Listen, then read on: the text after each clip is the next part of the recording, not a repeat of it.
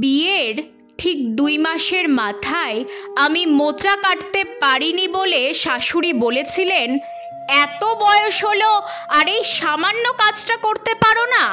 তোমার মা তোমায় কি কোনো কাজই শিখিয়ে পাঠায়নি? বিয়ের ঠিক 6 মাসের মাথায় একদিন কলেজের পুরনো বন্ধুদের সাথে সিনেমা দেখতে গিয়েছিলাম। ফিরতে রাত 8টা হয়েছিল।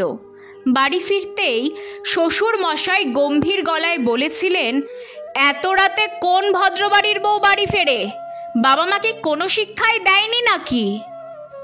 বিয়ের 9 মাসের মাথায় একদিন স্বামীর অফিসের পার্টিতে গেছিলাম।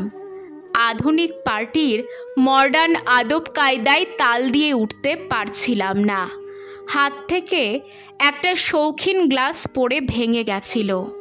স্বামী বলেছিলেন, এত আনস্মার্ট তুমি? বাপের বাড়ি থেকে কি কিছুই শিখে আসোনি? প্রথম এহেন কথায় খুব কষ্ট পেতাম। মনে হতো আমি যদি সত্যিই কোনো ভুল করেও বা থাকি, তাহলে তার দায় কেন হবে আমার বাবা মা আর বাপের বাড়ির লোকজনদের? কথায় কথায় কেন তাদের ছোট করা হবে? কেনই বা তাদের দাঁড় করানো হবে আসামির কাঠগড়ায়?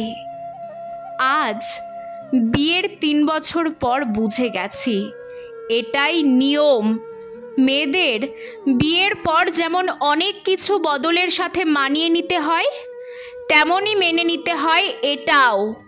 শ্বশুর বাড়ির লোকজন কথায় কথায় বাপের বাড়ির শিক্ষা নিয়ে প্রশ্ন তুলবেই, এটা মেনে নেওয়াটাই মেয়েদের ভবিতব্য। তবে আজ সকালে একটা অন্যরকম ঘটনা ঘটল।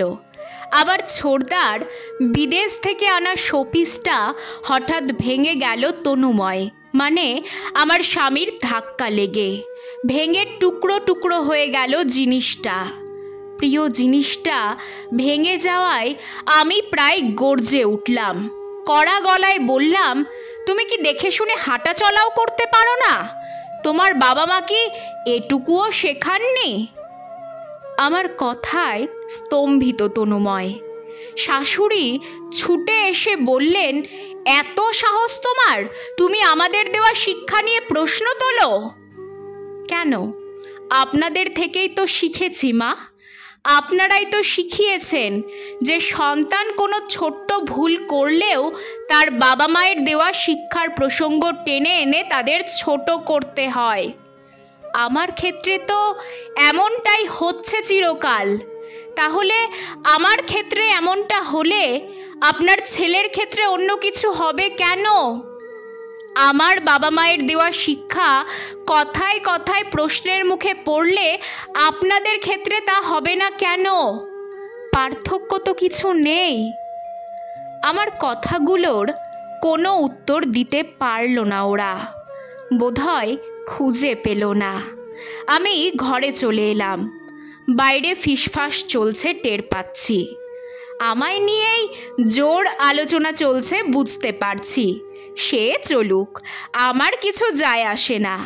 তবে আজ আমি অদ্ভুত একটা তৃপ্তি পাচ্ছি। আজকের পর কথায় কথায় আমার বাবা মায়ের শিক্ষা নিয়ে প্রশ্ন তোলার আগে আশা করি ওরা একবার হলেও থমকাবেন। মাঝে মাঝে উপযুক্ত জবাব দিতে হয়, না হলে লোকজন পেয়ে বসে।